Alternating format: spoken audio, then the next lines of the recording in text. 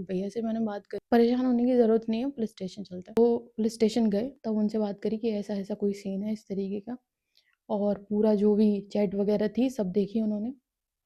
उन्होंने बोला कि ऐसा ही थे। तो उन्होंने बोला कि I know it's not easy, it's good, बहुत कम लड़कियाँ होती हैं जो हिम्मत कर पाती हैं, और इसमें तुम्हारी कोई गलती नहीं है। I was start crying. भैया ने जब पूरी बात बताई कि ऐसी-ऐसी चीज़ है, तो उन्होंने पूछा कि आपको कंप्लेंट लिखवानी है? तो भैया ने ये बोला कि हम नहीं चाहते हैं किसी का भी फ्यूचर बर्बाद हो, और मेरा भी यही इंटेंशन था। भैया ने मुझसे पूछा कि तुम क्या चाहती हो? मैंने कहा मैं नहीं चाहती किसी का फ्यूचर बर्बाद हो, क्योंकि I am also student, but the important thing I I want कि मेरे साथ कुछ गलत ना हो, बस इतना।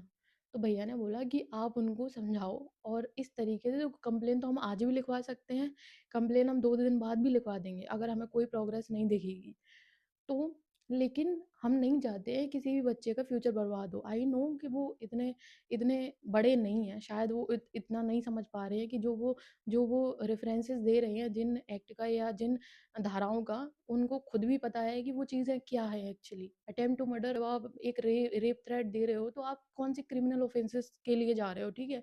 जब आप एक ओपनली कहीं कहीं ग्रुप में या कहीं पे भी डिस्कस कर रहे हो, इट्स नॉट द थिंग कि आप कहीं पे भी बैठ के सिर्फ अपनी शोबाजी, अपनी हेकड़ी दिखाने के लिए लोगों के लिए इस्तेमाल करने लगो वो चीज़, है ना? उन लोगों को कॉल किया गया, ठीक है? वहाँ पे बुलाया गया उन लोगों को, जो कि हालाँकि तैयार नहीं थे आने के लिए बिल्कुल भी। या वो लोग आए वहाँ पे। कॉलेज में, पूरे कॉलेज में सिर्फ एक ही बात आ रही है, वो चीज़ लोग बोल रहे हैं कि श्वेता की गलती है। That was already know. मुझे पता था कि वहाँ पे कोई एक्शन नहीं लेने वाले, कॉलेज वाले कोई एक्शन नहीं लेने वाले। और एक्शन इसलिए भी नहीं है, देखो कॉलेज की भी रेपुटेशन होती है। हर कोई इंसान चाहता है कि फालतू में इन सब चीज़ों से दूर रहा जाए। I totally understand this thing, but the important thing is कि if we don't recognize the smallest things, जब हम छोटी-छोटी चीज़ें छोड़ते हैं ना, तभी तभी वो बड़े क्राइम कमिट होते हैं। जब आप छोटी-छोटी गलतियाँ छोड़ते हो ना, तब बहुत बड़े क्राइम बनते हैं। कि आप किसी के सर में सच में नहीं बैठे हो। आपको नहीं पता जो इंसान आज कुछ कह रहा है, वो सच में वो कर देगा क्या? या नहीं करेगा? या फिर हम उसका वेट करें करने का? नहीं कर सकते ना वो चीज़। तो मैं जब वहाँ पे बात आई, सारी चीज़ें आई, तो मेरे लिए कुछ एक शब्द इस्तेमाल किया गया था, ठीक है? एक लाइन इस्तेमाल करी गई थी। वो सेम जब मैंने बोला, मैंने कहा that that is the person जिसने बोला था ये चीज़, ठीक है? आई वाज़ आल्सो शिवरिंग, ठीक है? I was also afraid. तब जाके भैया ने सेम चीज़ बोली कि व्हाट इफ ये चीज़ मैं तुम्हारी घर पे किसी लेडी के लिए इस्तेमाल करूँ? How how would you feel? And that person was like, I don't know, मतलब उसका कोई जवाब ही नहीं था। हम क्यों नहीं सोचते हैं कि जब हम किसी और लड़की पे बोल रहे हैं, तो कल को हमारी बहन बेटियों पे भी कभी ये बात आएगी, तो ये कैसा फ़ील होगा? फ़ील कैसा होता है? हमें हमेशा क्यों लगता है कि जब तक हम किसी और की लड़की के बारे में बोल रहे हैं, वो बहुत आसानी से ये बात सहन कर सकती है? क्यों? हम क्यों नहीं समझ रहे हैं, वो भी किसी की बहन-बेटी है, वो भी इंसान है, और जिस तरीके का माहौल चल रहा है, कुछ नहीं पता होता किसी का। मैंने सिर्फ़ इतनी चीज़ें बोली। उनसे भी ये पूछा गया कि हम कंप्लेंट लिखवा देंगे, अगर आपने कोई भी स्टेप बच्ची के खिलाफ लिया, या आपने कोई भी और हरकत देने की कोशिश करी उसके साथ, या कोई भी चीज़ मुझे सुनने में आती है, तो सारा का सारा इल्ज़ाम आपके ऊपर ही जाएगा। 4 लोग 5 लोग थे, आपके ऊपर ही जाएगा। कि मेरे को लिखना था, माफ़ीनामा वग़ैरह होता है वो लिखना था।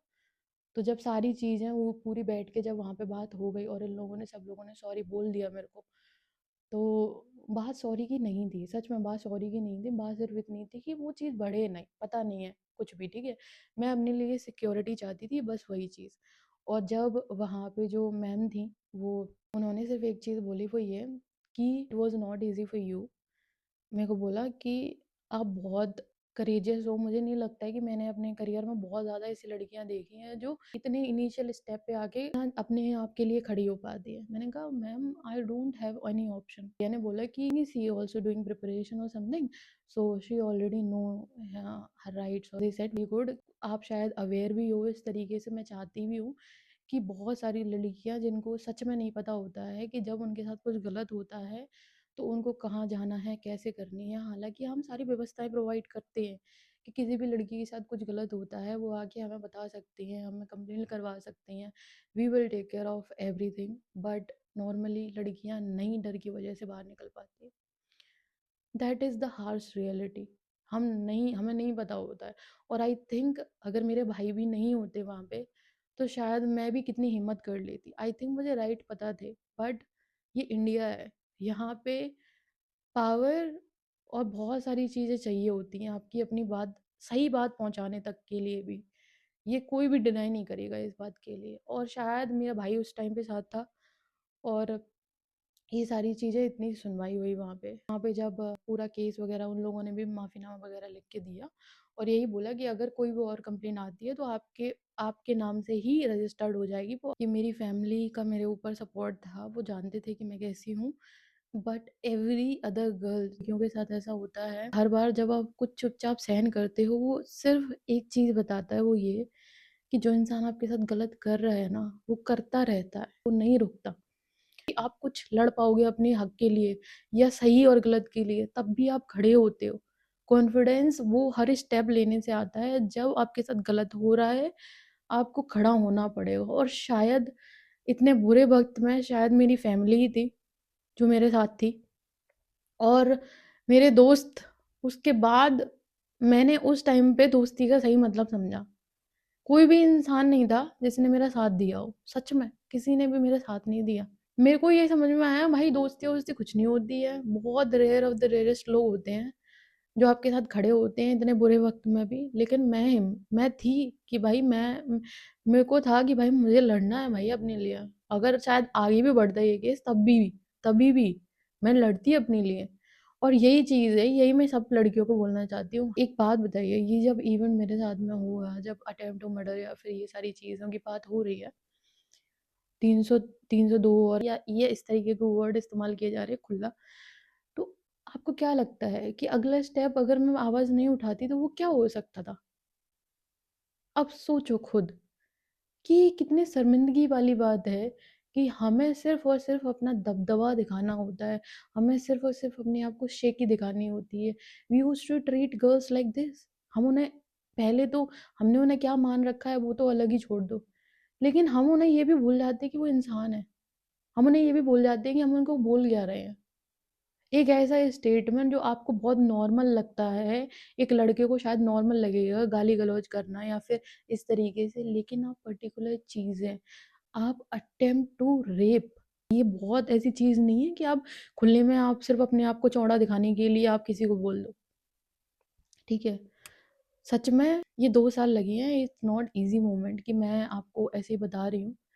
लेकिन इट वाज़ दिस कि आई वांट टू शेयर। उस टाइम पे भी मुझे शेयर करना था, नॉट बिकॉज़ ऑफ कि मैं किसी को डिफेम करना चाहती हूँ या मैं कुछ भी किसी किसी के लिए बोल रही हूँ। मैंने किसी का भी नाम नहीं लिया यहाँ पे। ये इवेंट ने मेरी लाइफ़ में क्या चेंजेज़ लाई, वो सिर्फ़ चीज़ है कि पावर क्या होती है भाई। मुझे एक चीज़ समझ में आई, मेरी रियलिटी चेक। मुझे उस टाइम से पहले ऐसा लगता था कि यार कुछ नहीं। मुझे उस टाइम ये समझ में आया भाई मनी का पावर क्या है, भाई पावर क्या है एक्चुअली। मुझे ये समझ में आया कि जिन लोगों को आप दोस्त बोलते हो, उन वो दोस्त नहीं है आपके, वो कोई भी नहीं है आपका। कोई भी आपका साथ नहीं देगा। आप पे बुरा वक़्त आने दो, आपको पता चलेगा आपकी फैमिली के अलावा आप पे कोई भी नहीं खड़ा होगा आपके साथ। और सबसे बड़ी चीज़, फैमिली के बाद भी आप खुद अगर हिम्मती नहीं हो, अपने साथ गलत हुए के खिलाफ आप खुद नहीं खड़े हो पाओगे, वो चीज़ आप बार-बार सहन करने के लिए तैयार हो जाओ। मुझे पता है मैं उन लोगों की लड़कियों की बात नहीं कर रही हूँ, जो अपने लिए खड़ी होती हैं या सही को गलत भी कर देती हैं और गलत को सही भी कर देती हैं। अब मैं उनकी बात नहीं कर रही हूँ। मैं स्टिल उन लड़कियों की बात कर रही हूँ जो जो सच में अपने लिए खड़ी नहीं हो पाती है, जिनकी फैमिली सपोर्ट नहीं होता है या फिर कुछ भी।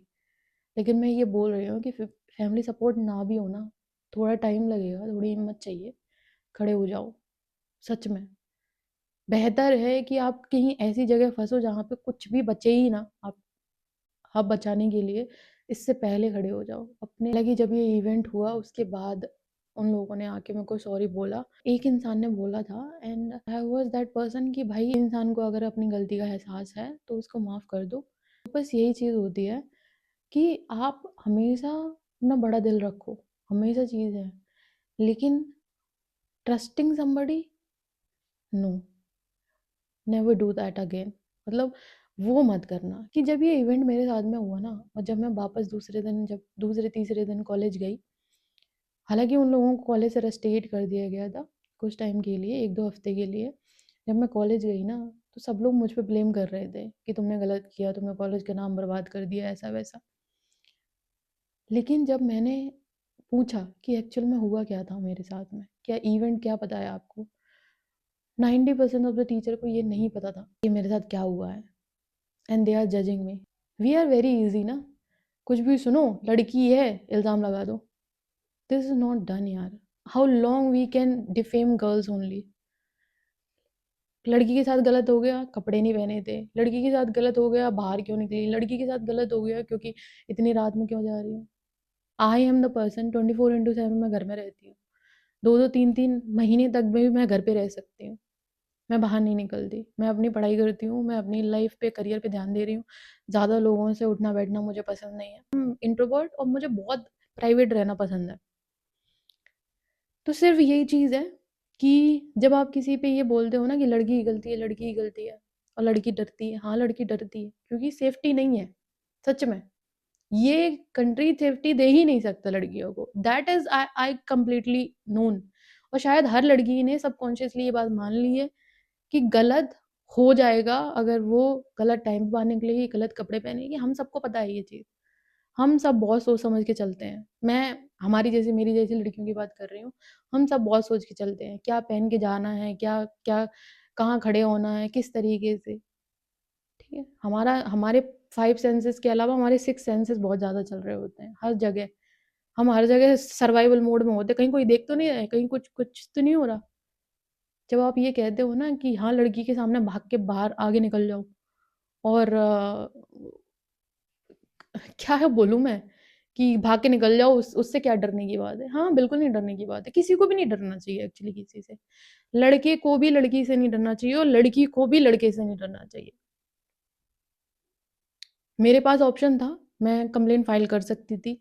मैं किसी का करियर बर्बाद नहीं करना चाहती थी। मैं नहीं चाहती थी कि सब लोग अपनी लाइफ में जो इंसान 20-20 साल का है, 20-24 साल का है, उसका पूरा करियर पड़ा हुआ है, पूरी लाइफ पड़ी हुई है। हो सकता है एक ही इकलौता लड़का हो अपनी फैमिली में। करियर बर्बाद हो जाते हैं, मैंने सबके देखे हैं, बहुत इवेंट देखे हैं ऐसे। तो इसलिए I am I am very blessed with the good family और मेरे भाई के चक्कर में, ठीक है? इतना इतना वो पावरफुल था कि हाँ, चलो चीज़ें हो पाई, ठीक है?